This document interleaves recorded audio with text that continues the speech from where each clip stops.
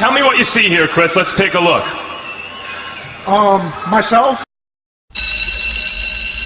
When I wake up in the morning and the alarm gets out of warning, I don't think I'll ever make it on time. By the time I grab my books and I give myself a look, I'm at the corner just in time to see the bus fly by. It's alright, 'cause I'm saved by the bell. Hello and welcome back once again to Saved by the Bell Boxing. Neither casual, neither hardcore. I like to say more cashcore. So this weekend we're back again with another video and we're talking about Terence Crawford against Amir Khan.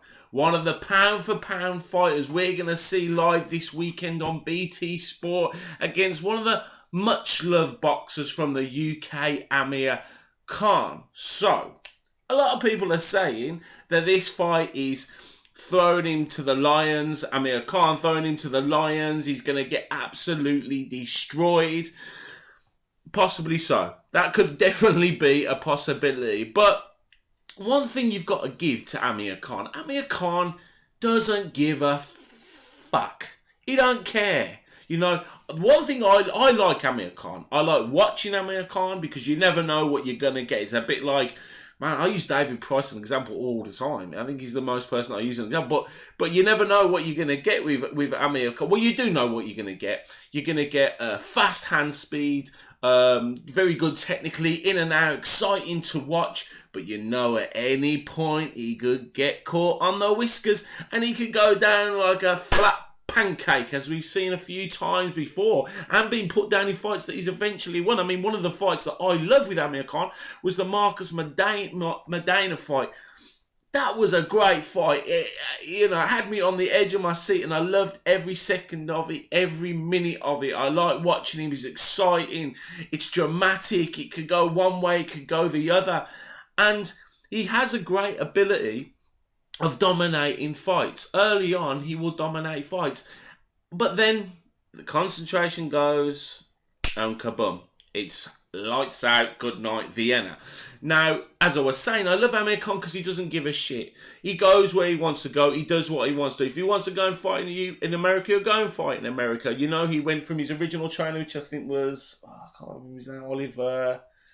And then he went to Freddie Roach, and then he goes to Virgil Hunter, then from Virgil Hunter to Goosen, then from Goosen to Virgil Hunter, from different platforms to different promoters. You know, he's the one that's gone to Eddie Hearn. See, he signs this 3-fight deal. You know, fights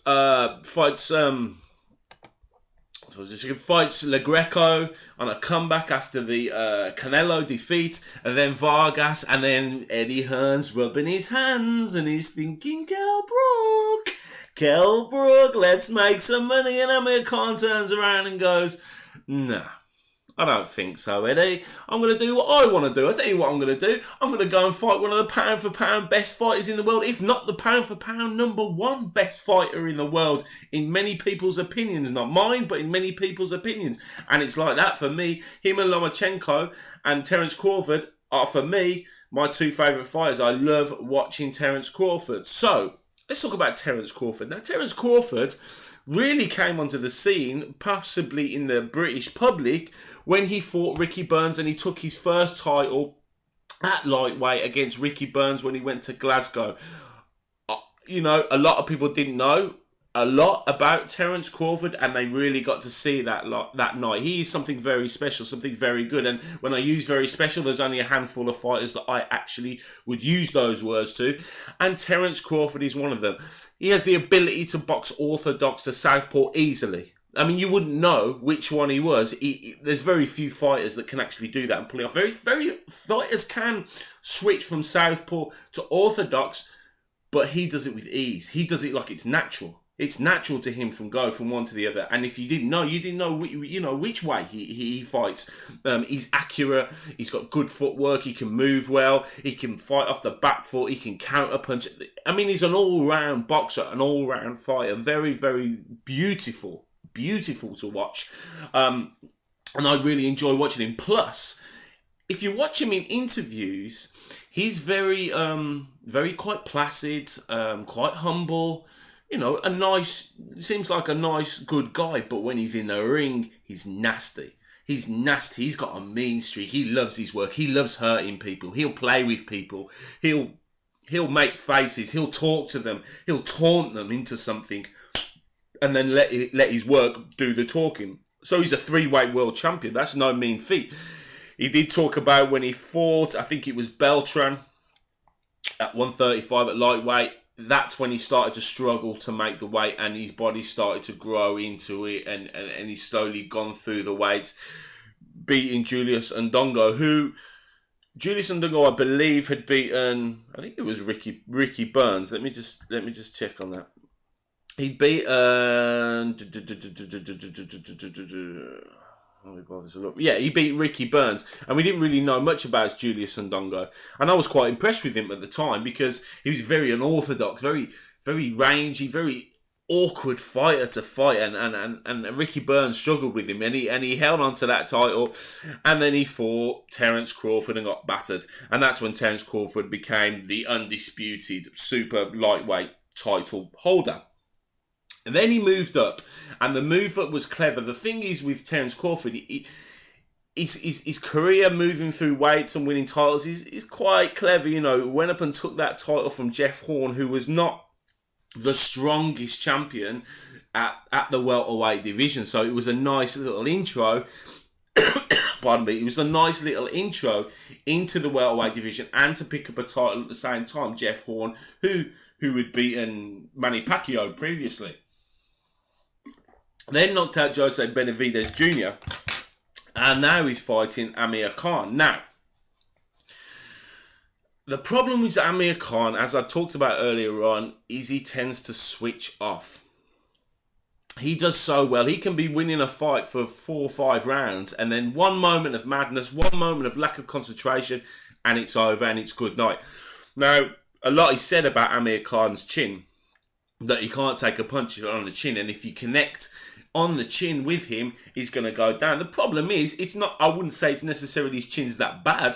It's because, you know, if you get connected on the chin, a lot of people are going down, believe me.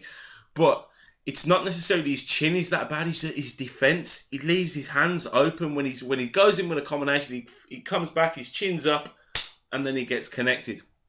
And this is his problem. Now, we thought by going to Virgil Hunter, he could iron that out, because Virgil Hunter worked famously with Andre Ward, who is a very technical defensive boxer, and hopefully, and I think that Amir Khan thought by going to Virgil Hunter, he could iron out those problems. The problem being is, I believe fundamentally, those problems should have been ironed out earlier in his career. And the problem is, when he went to Freddie Roach, who's a very come-forward fighter, could be a very aggressive fighter, not so much technically defensive trainer, they weren't ironed out then. He trained him like Pacquiao in many ways. Pacquiao is on a different level, unfortunately. So those, pardon me, those deficiencies weren't ironed out early enough. And now, as he gets into the latter of his career, it's very difficult to stop those, to iron out those minor issues that he has with his defense and the way he reacts after giving those combinations. And unfortunately, he's fighting a fighter on Saturday night who will grab onto those deficiencies and target those deficiencies, and he's very clever because, you know, Crawford is an elite fighter, and many elite fighters can fight very good fighters and can almost be losing a half of a fight, but all they're doing is they're just working out. His boxing brain is so good, and Canelo is very much the same. Lomachenko's the same. Usyk's the same. It's like when Usyk fought Bellew. Bellew had a lot of success in those early rounds, but Usyk was just waiting. He's seeing what he does, seeing where he puts the jab, seeing what combinations he's using, seeing where the openings are, and he'll just work with it. And it gives the other fighter the other fighter that he's fighting, his opponent, a lot of confidence. But then all of a sudden he'll go, right, Now I know you're going to do this, and I'm going to do this. And that's when the fight can flip, and that's when the fight can change. And I think very much that this will happen in this fight. I believe Amir Khan looks in great shape, by the way, but I think Amir Khan might take the first few rounds of this fight, because Amir Khan is a good fighter, and there isn't, he did say this in an interview that he's not, Crawford has never fought anyone like this. Well, not many people do fight like Amir Khan. Amir Khan has insane hand speed, and there's not many people not many boxers in the world that fight like Amir Khan and have the hand speed of Amir Khan. So it's going to take a bit of getting used to, but eventually Crawford will break him down and find the openings and make him pay for that lack of concentration, holding that chin up in the air, dropping the hands sometimes, not pulling back quick enough, not tightening up quick enough, and he will pay for that. So I think Amir Khan could take 3-4 rounds, but once Crawford starts to get into his groove, starts to see the openings, as I said, I think he will finish him in mid to late rounds. Crawford, it's a good fight for Crawford. It's another name on his record, but really after this, people are going to start demanding we need to see these bigger fights. So let's talk about what happens if either man wins or loses. Now, if Amir Khan wins, it'd be a massive win. I mean, huge. It will put him back up there, and he will then be calling out, I would imagine, your Keith Thurmans, your Errol Spences, when he has a big win, Amir Khan is very quick to call people out, and he's very confident in himself, and he would be, and you would be if you beat Terence Crawford. His deal with Matchroom was a 3-fight deal, so this is his last fight. I know Eddie Hearn would definitely be keen to hold on to him because Eddie Hearn wants that Kell Brook fight and that big money for the British audiences. But Amir Khan knows that fight will always be there. He knows, I'm a big fan of Kell Brook, and I like Kell Brook, and Kell Brook is one of those fighters that hasn't really achieved what he should have achieved, whether it's through lack of discipline, different issues out of the ring. But Amir Khan knows that fight is always there for him. That fight will be there like in 20 years' time. They'll still be calling for that fight if it never happens. It's just so he knows it's there. So Amir Khan is in a very strong position, even though people will say it's madness taking the Crawford fight, but it's a gamble, yes. But Amir Khan, one thing he's got is heart, man. He's got heart, and he'll go out there and he'll try and win, and he'll box his head off, and he don't mind getting knocked out, because it's happened before.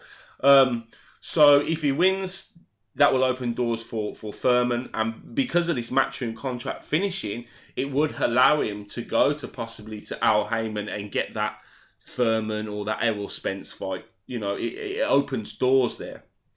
If he doesn't, he's always got that Kell Brook fight to come back to.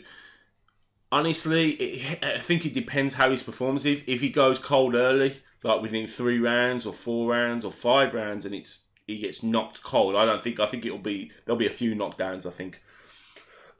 So I think it will happen. Crawford will win mid to late round. But, I wouldn't be surprised if he lost this fight and then retired and leave Kell Brook hanging and leave Eddie Hearn hanging. Because one thing Amir Khan doesn't care about is haters. He don't care. He does what he wants to do, and you have to. I admire him for that personally. So I wouldn't be surprised if he retired and left Kell Brook hanging. I'm thinking, because he's made money. He's made a lot of money. He's been in some great fights. He's been a world champion. So he's got. He's one of those fighters that will be looked back as people might think.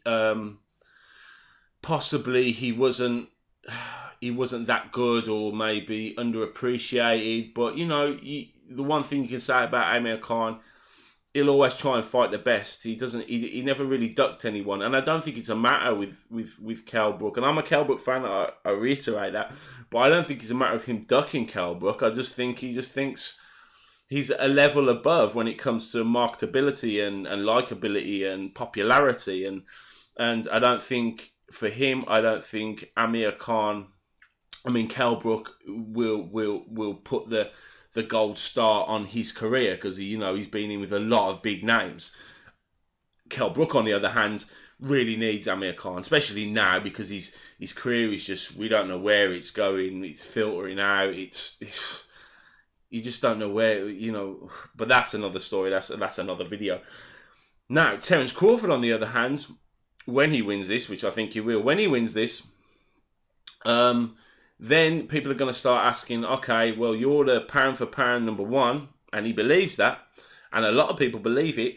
You need to fight your Errol Spence. You need to fight the Keith Thurman. You need to unify this division, but it's going to be very difficult for him because we know that making those fights happen is going to be very hard, and the politics of boxing could come in once again to try and make the Keith Thurman fight or trying to make the Errol Spence fight.